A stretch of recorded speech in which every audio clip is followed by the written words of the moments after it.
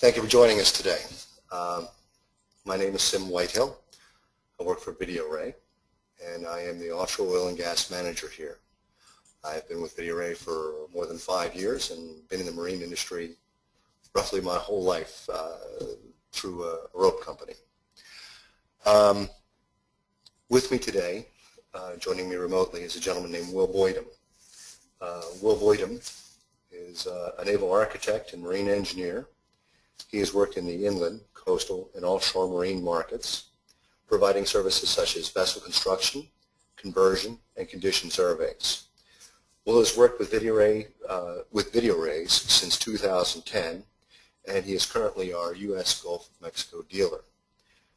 Companies that Will has also worked with are Exxon, Stoll Partial Tankers, back again to Exxon under the Sea River flag, and has even worked for the Harris County Sheriff's Office. In addition to that, Will is a 20-year friend of mine, and welcome, Will. Today's presentation is the first of a series. Today's presentation is intended to be the overview, in which we're going to touch on about 7 different topics. So we're going to touch on the topics and move forward with them quickly.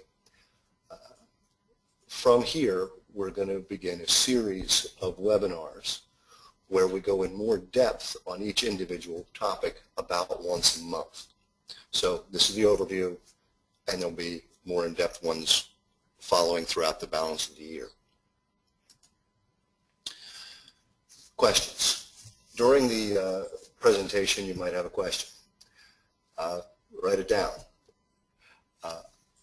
I believe that if you have a question, it stands to reason that there are other people on this webinar that might have the same question. So Kate McGarry will write it down, bring it up to me, and if it's on topic, we'll kind of stop and answer the question right then and there, because somebody else has probably got the same question in their mind.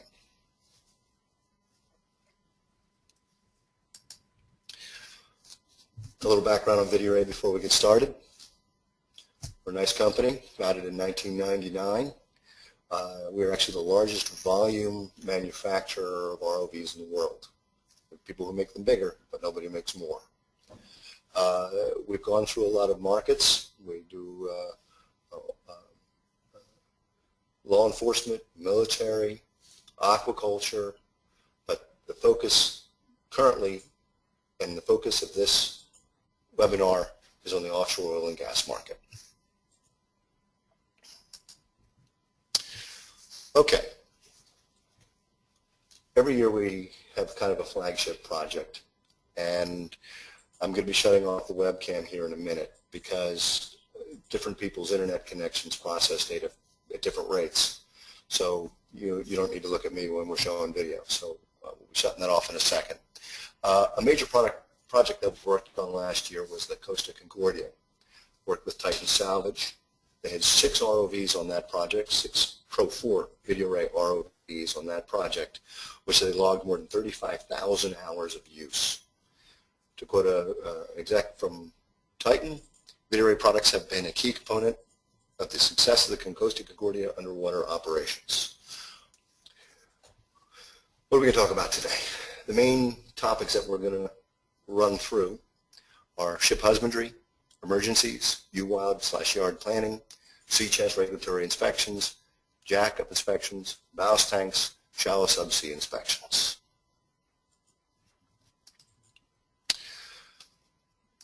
These topics all share one thing in common.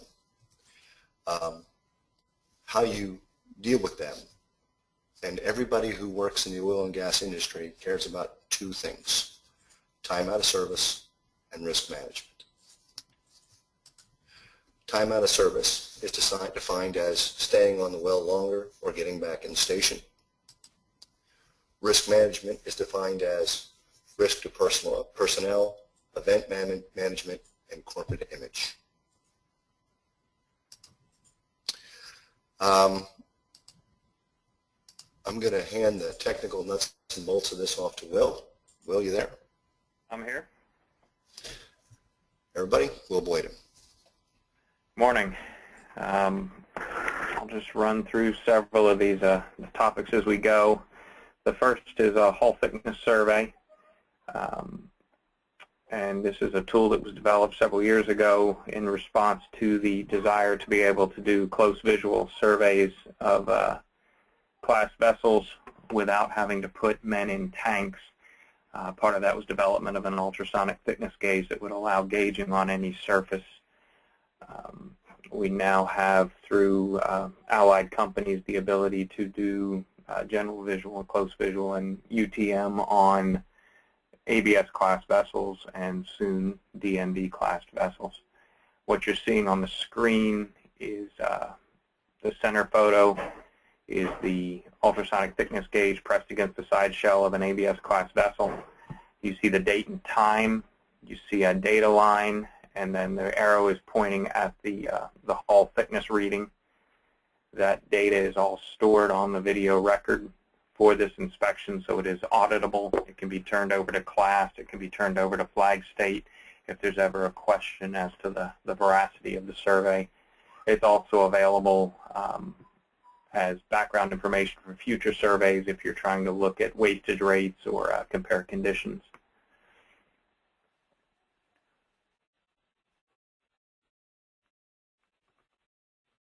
And this is video of the gauge in operation on a drill ship. In this case, the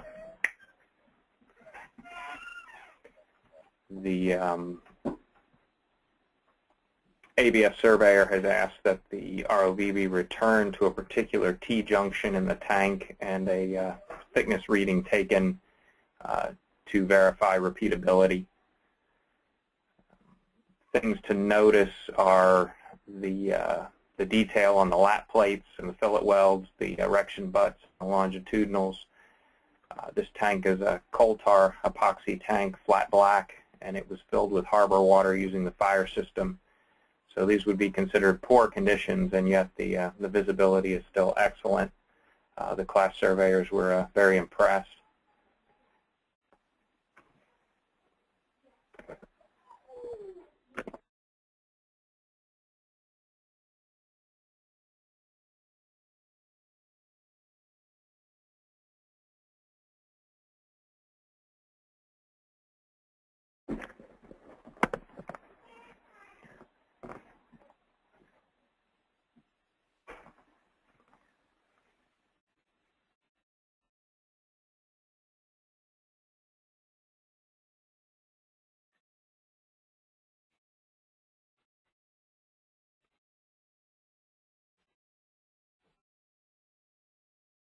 You'll see the gauge will touch the side shell, actually in the heat affected zone, and the surveyor will ask that it be moved slightly.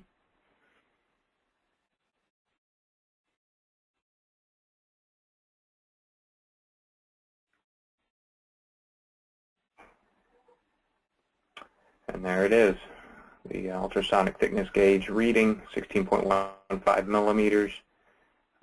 The depth indications are also depth below water surface, and the second number is calibrated as height above the bottom of the tank. With the visual tools and the UTM tools available, you can do a lot towards UWILD and yard planning. We have done credit UWILDs for both ABS and DNV on typically on drill ships in service, so that they don't have to come off the drill string. You can also do your yard planning by taking your steel thickness measurements and getting good visuals ahead of time so that the spec is written much more tightly and change orders are minimized. The imagery front and center on the slide that you're looking at is thrusters on a drill ship that is actually drilling. We're able to go in and look at the sea chests and look at the thrusters while the drill ship's still working.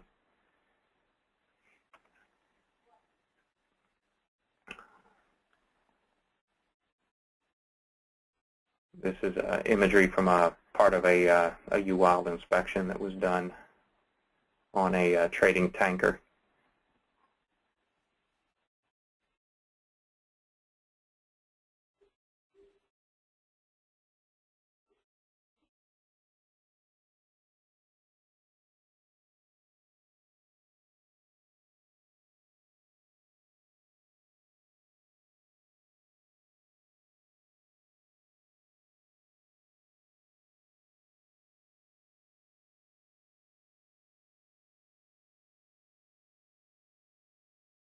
See the anodes, the rope guard.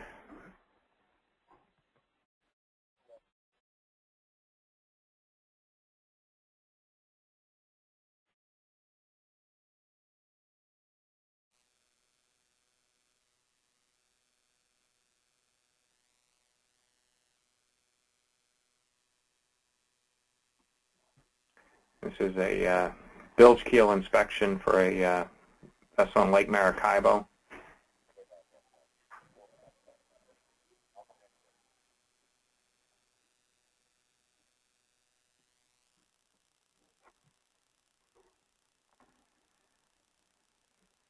Again, water quality wasn't what we consider great, but you can see the veracity of the inspection, and very good imagery of the tip and the fillet wrap.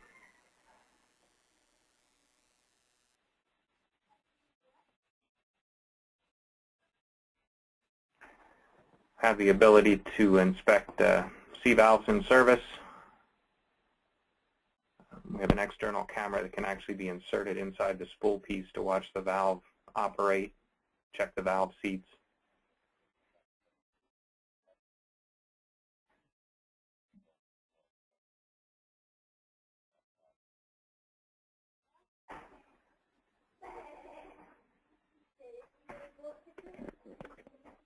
I'll turn it back over to Sim here for event management.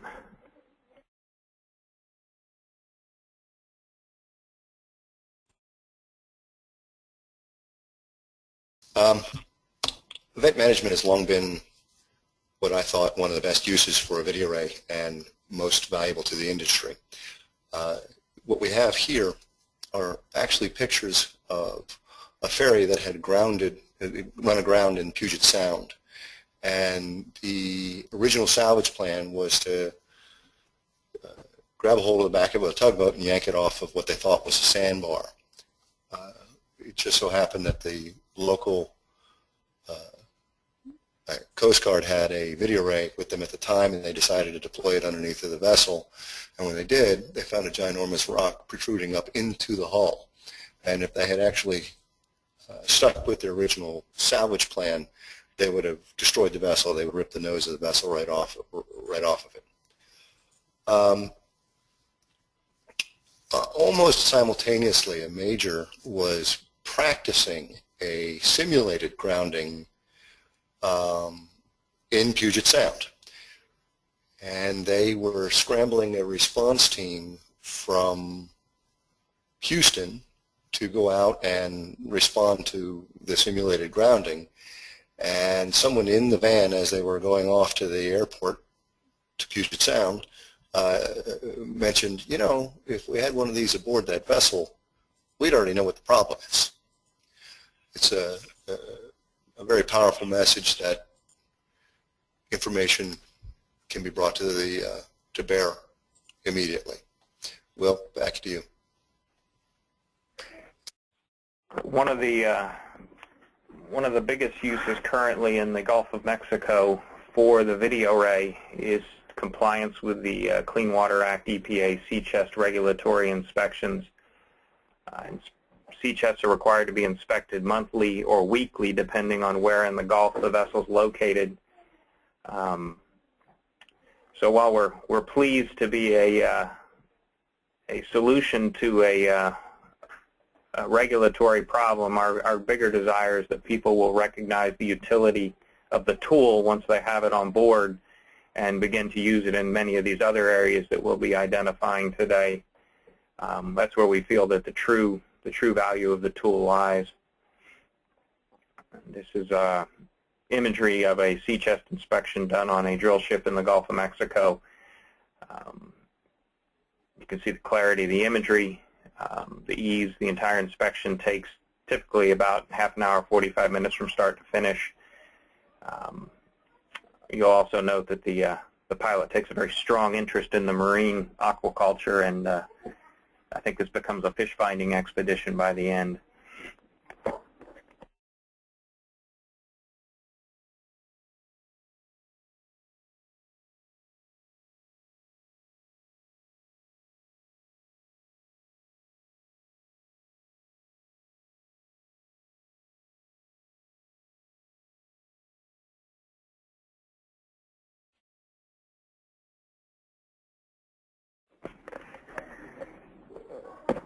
I'll look at some sea chest imagery from a producing spar in the Gulf of Mexico.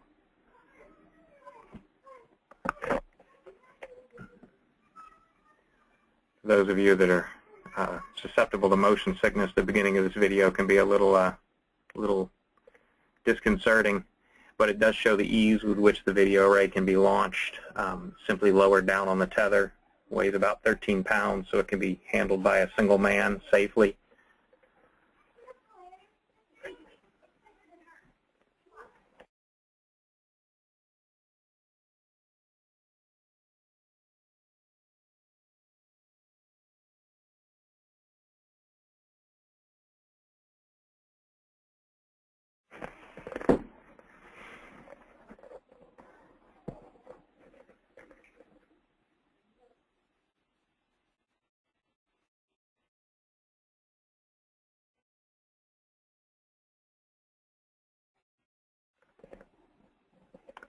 You'll note the clump weight on the down line there. There are a number of tips and tricks which we use to help manage current and other things during all of this inspection work.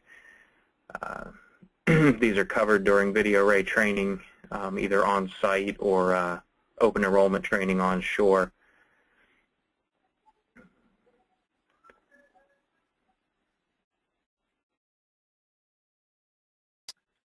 Hey, Will, you brought up training, so let me chime in on that real quick, something I hadn't planned to talk about. But it's important to note that VideoRay has begun a partnership with the NASA Neutral Buoyancy Lab in Houston, Texas, to conduct training for this inspection. The idea is to make it convenient for your personnel to get there, and it's a fantastic facility to work in. Sorry, Will, didn't mean to interrupt. I'm just watching the photography.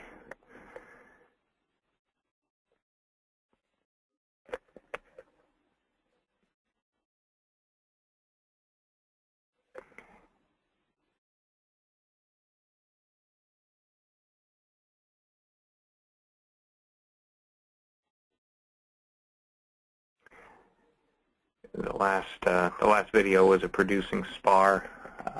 This is the drill ship that we saw the still photo from earlier. This is probably one of the more difficult installations we've had to deal with because of the proximity of the sea chest to the operating thrusters.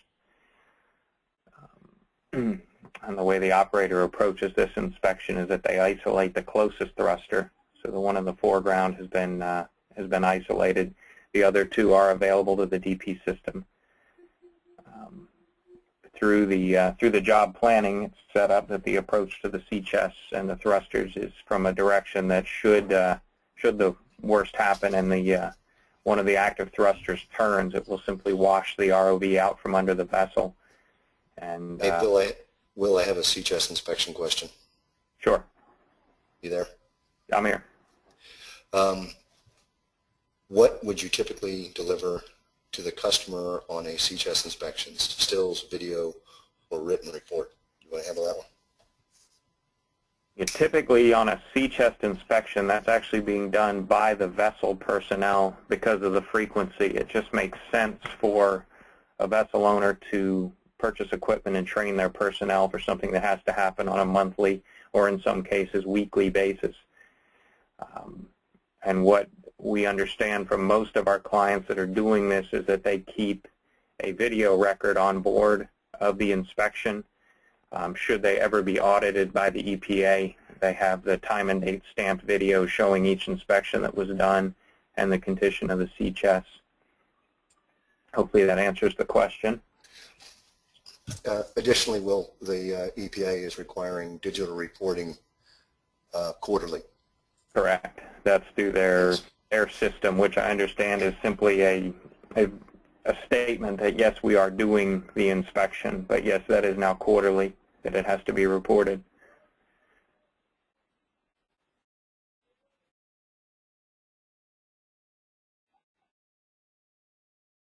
Do you want me to handle Jacob's sim, or do you want to take this one? You're doing great. Go ahead. Okay. You're doing Jackup inspection was done at the request of a customer who recovered a damaged leg and ultimately damaged the jacking gear in the process. So we've developed two tools for them. The first is the ability to perform visual and/or sonar inspection of the leg. It's a quick flyby type inspection to verify that all the truss cords are in place, that there's no large objects stuck in the leg, basically just looking for gross damage or gross problems prior to leg recovery to avoid future damage. What you're seeing here is a visual look at the leg. We can also do it with the sonar. The second tool that was developed from them, which I believe we have some imagery of later, is an automated survey tool. When rigs are being towed from position to position, their harbors of refuge are always nominated should the weather get too scuddy. In this case, and as is most of the cases, the customer recognized that the harbors of refuge often don't have bathymetry or have very old bathymetry. So using some of the tools that the VideoRay developed for the Navy, we have created an automated utility. You throw the VideoRay over the side of the platform, then it pieces together over a period of anywhere from 20 minutes to 80 minutes, depending on the level of detail required. It pieces together a knit sonar image of the bottom, looking for debris, prior spud can holes, pipelines, anything that might be on the bottom, and gives the operator a map, geo-referenced map, so that they can set the legs down in a safe place. In this particular sample, they found a very large rock on the bottom, 40 feet high, that would have been a problem had you tried to set a leg on it.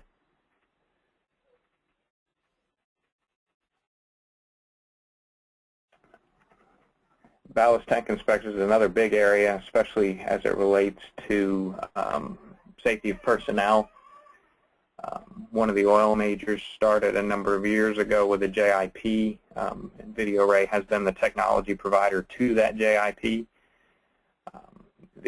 The stated goal was to keep men out of tanks, recognizing that that's not always a complete possibility. The idea is that the tanks can be triaged, the majority of the inspection work can be done, and only those tanks with identified issues need to be entered. As mentioned earlier, we have done general visual and close visual inspections that have been credited for ABS using the ROV.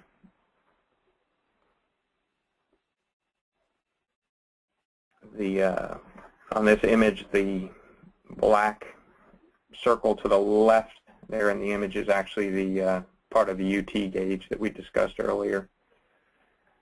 So in this case, they're doing general visual, close visual, and taking thickness readings all at the same time.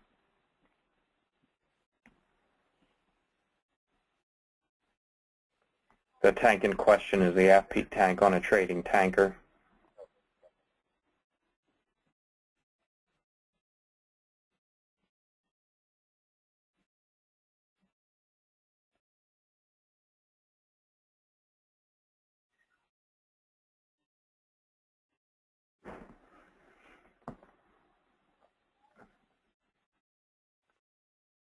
This video is a ballast tank on a producing spar in the Gulf of Mexico. Again, doing general, close, and UTM inspections.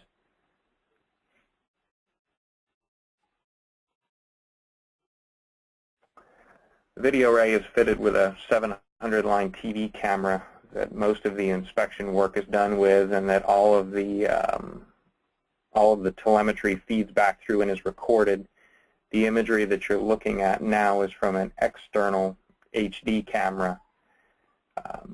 While this imagery can't be looked at real time, it can be recovered at the end of the mission and compared to the nose camera if there's a particular area of concern where you want greater detail or greater visibility.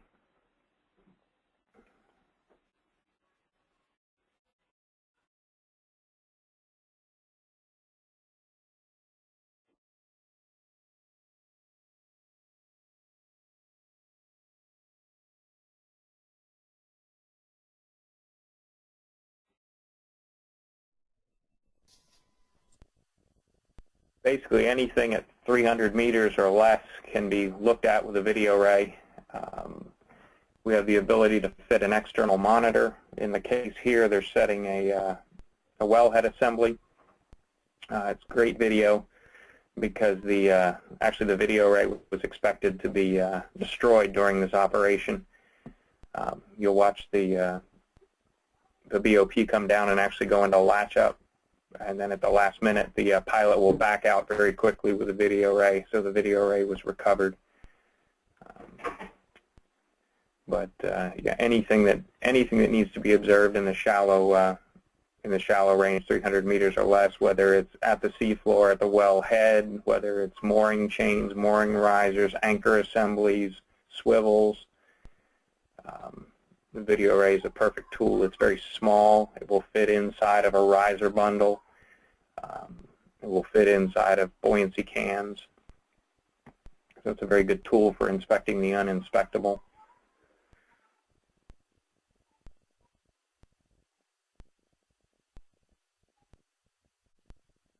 I had a number of gas production jackets that were set where the remote monitor was placed in the crane operator's cab so that he could respond in real time in positioning the jackets over the piles. Okay. We've been talking about individual tasks so far, but the VideoRay is all about gathering information. Information is power. If something goes wrong, if you've got the information, you have the truth. Sort of. What we have here is a portion of a CNN newscast that was done after the incident in the Gulf a few years ago. When the incident happened, CNN had to have a VideoRay, had to have one, and needed an operator. So they hired an operator out of New England to go into the Gulf of Mexico and look for damage, something that they could report on CNN. The picture on the left, it's interesting, they went out for several days, yet CNN did not roll any video footage. They only used still pictures. If you look at the image on the left, the dialogue in the newscast alludes to that the blob in the foreground is a drop of oil on a rig that is 100 miles from the spill, and that there's no sea life in this picture, and we'll never know the price of this spill. But if you look at the timestamp is 1:50:25. In 3 minutes later, this is the exact same rig, the exact same leg, and that's the picture. They close the news story with, very grim words that perhaps we'll never know the true cost. And they show this picture with this black fish looking very dead. This black fish is in fact a black wrasse that lives its life on its side, and it is very alive. Having the VideoRay aboard when there is a problem affords you the ability to live with the truth. So today we've touched on, again, this was an overview, hull thicknesses, U-wild, yard planning, C-valve, event management, sea chests, jacket leg inspections, and ballast tanks. Well, first off, I'd like to thank Will for joining us. It's nice to have such a strong professional around to help us out. And second off, I'd like to thank you all for your time. I know you're busy. I appreciate you spending about 45, 50 minutes with us today. Thank you much, and we look forward to seeing you for the next one.